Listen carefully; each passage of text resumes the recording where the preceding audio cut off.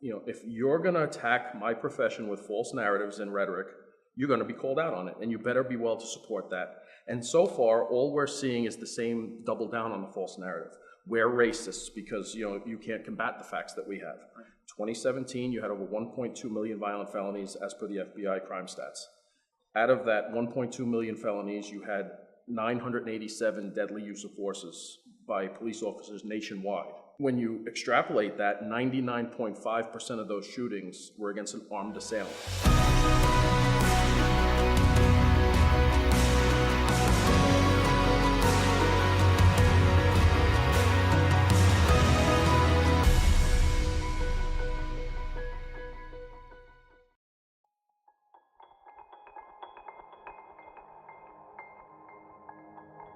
What'd you bring me? A little Jameson Castmates IPA edition. Jameson, what is this? This is aged in beer barrels? Castmates IPA edition. It's Jameson whiskey aged in IPA barrels. I just realized the hoodie that you're wearing. Where did you get that? Proudpig.blue. Friends company, Proud Pig. You take the stereotype where they try and turn it against us and you make it a positive and say, hey, you want to call me a pig? Yeah, I'm a pig. I'm a proud pig. That's spectacular. And, as you say, I'm blue as Asterix, So, Rob, we connected how long ago now? A few months, right? A few months now. Talk to me a little bit about why we connected.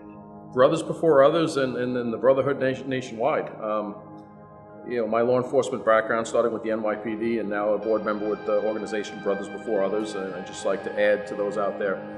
You can't have brothers without her in there, so brothers don't take that literally. It's an organization as far as men and women throughout the country that run in towards the gunfire. Today we've seen that more than anything in California. Absolutely.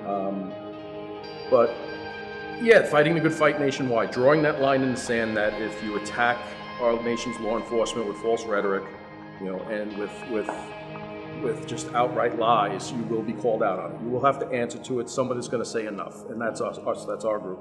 And I'll tell you guys why we connected. We really connected because their mission of saying we're going into battle is the same mission of law enforcement today. So they reached out and needed a voice for this rally and this event that you guys had, and it's just the right thing to do. We support those who serve and protect in every way, shape, and form. So let's talk a little bit about why you got involved in Brothers Before Others. That national voice that needs to be had. You have your departments, you have your local departments, you have the state-run departments, you have your unions, you have your organizations, you have your fraternal organizations. Brothers Before Others transcends that. Brothers Before Others has members nationwide that have the same belief and mindset as us that, cops need to take care of cops, cops need to take care of cops' families, cops need to take care of the communities. As much as the public wants you to know that we don't want to do that, absolutely time and time again, look at the facts. Look how we run in towards the danger. Look how we run towards the gunfire. And just like we run towards the general public who needs our assistance, we need to run to our family members and other officers who need that assistance because it's happening more and more. You've never been one to run away from the fight. Let's talk a little bit about your background in law enforcement. I started off in the NYPD. I was both at the 93 World Trade Center bombing. I spent a year down at Ground Zero in the different sites after 9/11 and retired shortly after that due to injuries and illnesses. So I was able to retire and move my young family to Pennsylvania. And Brothers Before Others that need to respond, that doesn't go away from your American law enforcement officer. That doesn't go away from someone who wants to put themselves between the bad guys and the good guys and the general public. So this gave me that avenue to fulfill that on a nationwide scale. Let's go back to September 11th for a second. In the year after the recovery of remains and the cleanup and everything, I mean, even planting the flag at the top of the rubble, we saw some incredible sacrifices, and those are sacrifices that have really continued over the years because of the health issues that a lot of our emergency responders faced. I have to imagine you guys, Brothers Before Others, have seen a lot of that. We've seen a lot of that, not just at 9/11, though because of our locality in New Jersey, New York, Pennsylvania area, it seems to be more so. But nationwide, you have these people who constantly run toward the danger and are suffering because of it afterwards, be it PTSD, be it illnesses from their shootings, be it injuries and recovery from their shootings.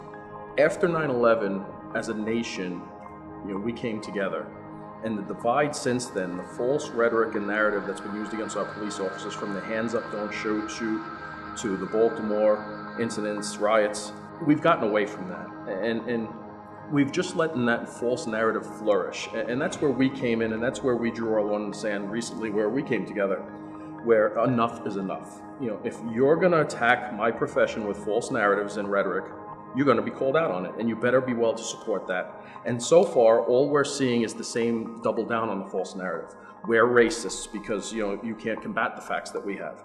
2017, you had over 1.2 million violent felonies as per the FBI crime stats. Out of that 1.2 million felonies, you had 987 deadly use of forces by police officers nationwide. When you extrapolate that, 99.5% of those shootings were against an armed assailant. So that false narrative that police are just indiscriminately shooting people or indiscriminately shooting people of color is just false and reckless. It's when you start a conversation from that base, you cannot move forward. Sure. You cannot help the communities. When our most recent, where someone made an egregious comment, a vice president of a health network, major health network in New Jersey, made these statements, as an attorney, as a leader in the community, as a businesswoman that's in a high area that's worked for government, when you say something like that, people believe it. So when your local police officer pulls up to a scene, someone who might have read her comment and just takes off running escalates that situation already now to a situation where it didn't need to be. Is law enforcement perfect? Absolutely not. No profession is perfect. But if you take our numbers, if you take the stats and the facts, law enforcement is the most restrained they've ever been in half a century. And that's where we need to start. Okay, let's fix the little problems both on the community side and the law enforcement side. You want more training? You want better training? Absolutely. Every law enforcement agency wants that as well. Just let's get the dollars to pay for it. But let's start with the facts in the community. Let's start with who's committing the crimes. Let's start with why they're committing the crimes. Let's get the infrastructure there. That's where we need to start that basic conversation to help not only the police departments, but the communities as a whole, and bridge that gap to where we can work together to get to that end. Brother, every cop I know will be the first person to call out a bad cop. There are bad apples in every industry. Let's call it what it is. I've gotten the question many times because of all the work that we do, well, why didn't you become a cop? Honestly, I have no restraint. I would punch a lot of people in the throat because I don't have the patience or the tolerance that you guys have. But it's got to be grating. It's got to be grating to hear this false narrative every single day. To have to, you've got, what, 3 kids? Yes. To have to explain to your kids, that it is a false narrative. What advice can you give to parents? Because you've been a parent for 23 years. 23 years. What advice can you give to young cops who are parents? You need to speak to your children. You need to give them the tools to also combat in a polite manner these false narratives. My kids do it all the time in their schools. My kids combat, when one of their professors or one of their teachers in high school brought up the Colin Kaepernick incident and that he's fighting, this police brutality. Okay, let's get into that. Let's extrapolate that more and let's see where, what do you mean? And he has no clue. When I actually sat down with him and my daughter to challenge that, to where he apologized to the class later to say, he did use information that was based off false media reports, based on the propaganda that's out there. Speak to your children about the same things we speak to other officers about. The left and this anti-police narrative is banking on our complacency. The American police officer to go, I don't have time for this, I'm raising a family, I'm working, I'm helping my community. I don't have time to fight all these fights nationwide. Well, you don't have to fight nationwide. You have to fight the fights that come to your door. In your home, right? Yes, and start in your home. Start with your children. These high schools now, the colleges that are indoctrinating these children with the anti-police rhetoric is just unbelievable. I get calls all the time, and I've done some things with campus reform to where, it's just outright anti-police, where, police brutality is ranked on their pyramid of white supremacy in these colleges, and that's what they're teaching these college kids. So where... I have a good friend in law enforcement in Maryland that's looking to send his daughter to Texas because he cannot send them to a Maryland liberal school because of the constant abuse they will get. We need to start combating that to make that, that shouldn't be an issue. It shouldn't be left versus right. It shouldn't be Republican versus Democrat. It should simply be about common sense, right? It should simply be about enforcing the law. And I'm going to tell you right now, Jay Wiley, who's part of law enforcement today, obviously, he's like the voice, the unstoppable voice. Jay's going to get real mad at me for saying this, but I'm going to say this right now, which is that we did see 8 years of a very false, dangerous narrative pushed against law enforcement. We don't like to get political. We like to try and avoid that, but the truth of the matter is that if we want to be able to protect the men and women who serve and protect, we need to understand that there is that false narrative that's happening. We need to work together, bring together the left and the right to overcome that and focus on safety and security. We need to address some of these topics of handcuffing our law enforcement officers. Look what happened up in freaking Portland, right? Where the mayor said, sorry guys, we know ICE is calling 911 for help because they're under attack, but you're not allowed to go help them. How have we gotten to this point in society, and how do we get past it? I think we have to bridge that gap. And we have to understand that law enforcement, that the cop on the street isn't left versus right. He doesn't see you for black or white or Muslim or Christian or Jew. He just sees you as being an American and just wants to protect. Yeah, and the go-to is this false narrative: all police are racists, we're white supremacists, we're anti-people of color. That's just used to shield real problems in the community. Real problems that are tough to address, and it's why it's the easy scapegoat. I worked in New York City in the late 80s, early 90s, where we were at the low as could be, where you had someone like a mayor and a police commissioner come in and say, I need you to combat crime. And one of the tools, stop, question, frisk. They want to brand that as being a racist tool. It's an anti-people of color tool. No, it's based off data. Data does not lie. When data doesn't see color. That's correct. And when I'm stopping people based on the data that we have based on actual crime, that's not racist. That's we're combating crime. And we've gotten away from that, and that's why you're seeing the Baltimore effect, in St. Louis, in Chicago, where they've just put handcuffs on police officers to do their job and take these tools away that were actually proactive tools. What was the name of Giuliani's policy? Was it broken windows? Correct, broken windows. Where the idea was that you catch the offenders early. Yes. Before they become violent offenders. I have a friend who just went through this thing where she's being stalked by somebody, and he hasn't done anything yet. Well, yeah, right. Okay, you don't become a murderer until you kill somebody for the first time either, right? So let's stop it early. How can we prevent things from getting to that point? And there were a lot of people who came out and said that Giuliani was racist for doing that simply because the crime data indicated that there were more young African-American males who were taking part in that crime. That's not saying we're targeting somebody because of the color of their skin.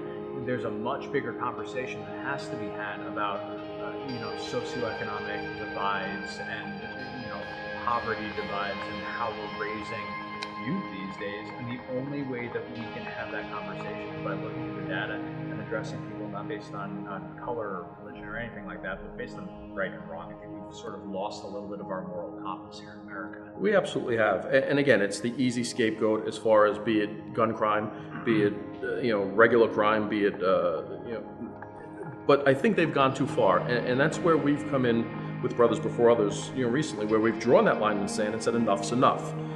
If you're going to say something about the police, you better have the facts to back it up. And nationwide, we need to do that. Nationwide, there needs to be this line in the sand where we won't be your punching bag anymore. We're not your scapegoat. There are tough problems in America. Across the board. It's hard to tackle education. It's hard to touch on the single-family parents in communities. These are hard subjects, which is why it's easy to blame the police for everything. Sure. When did the police become, our therapists in our towns? When did they become the teachers? When did they become the psychologists? When did they become the family counselors? They keep piling all this on to where it's the police are bad, because in the end, we end up dealing with it. Because when the crime finally occurs, who's there? Who's called? The police. In the late 80s, early 90s, these communities were begging for the police to do their job, which they're starting to do in places like Chicago and Baltimore now. Crime has hit such an all-time high, where it's just dangerous to go to the store, where these communities are now saying, please, we want you, and it doesn't need to get to that. No doubt. So awesome. How can people learn more about Brothers Before Others? BrothersBeforeOthers.org is our website. We have Brothers Before Others public Facebook. We're on BBO Inc. 14 on Twitter, and we are on Instagram. You just caught one of our uncensored, unscripted, filtered by whiskey episodes of Behind the Uniforms. Brother, thank you for coming up. Thank Guys, you. Hope you weren't too offended. Not too worried if you were. God bless America. God bless.